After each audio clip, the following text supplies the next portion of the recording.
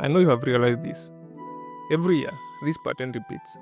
January begins with promises. Gym membership rise, notebooks are bought, apps are downloaded, rules are written, public declarations are made. People call these plans discipline, systems, or accountability.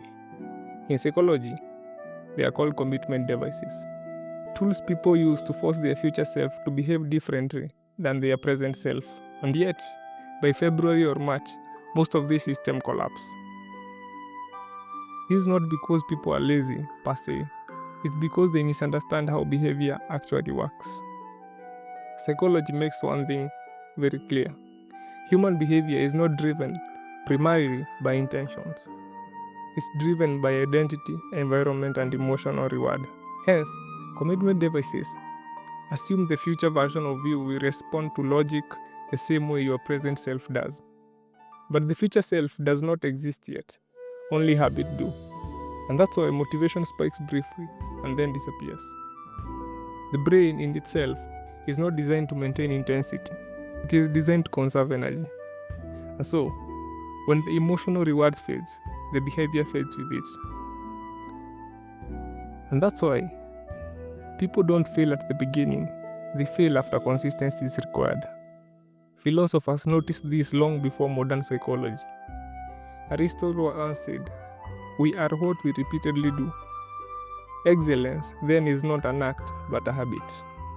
And most resolutions fail because they aim at outcomes, not pattern.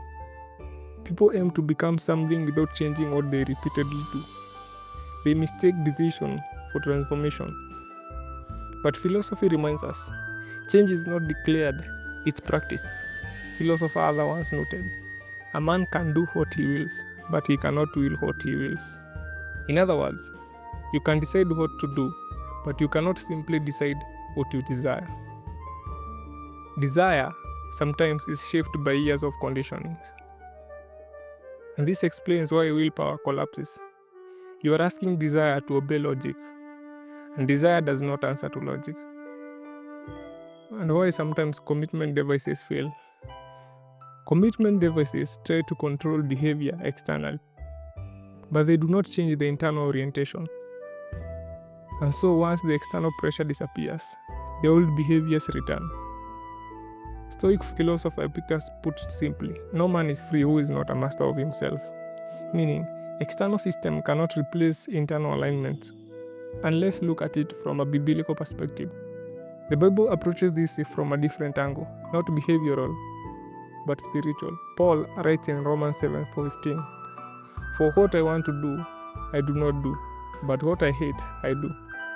I'm sure most of us, if you simply understand that, most of us have been in that place. And this is not a motivational statement, it's an observation of human nature.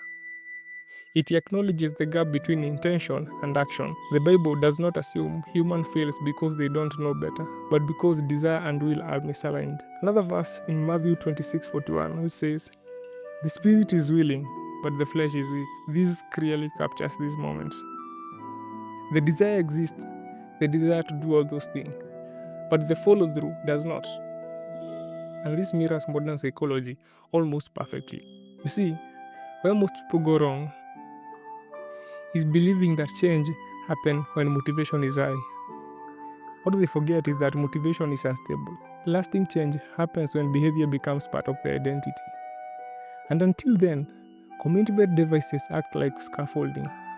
Useful at first, but incapable of holding the structure on their own. This is why resolution collapses quietly, not in failure, but in return to familiarity. The problem with New Year resolution is not the lack of effort, it's the belief that intention alone can overcome conditioning.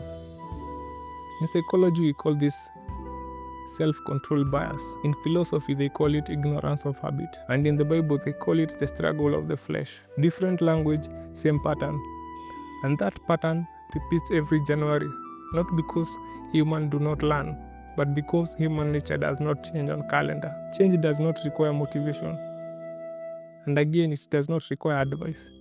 It only requires recognizing that lasting change is structural, not seasonal.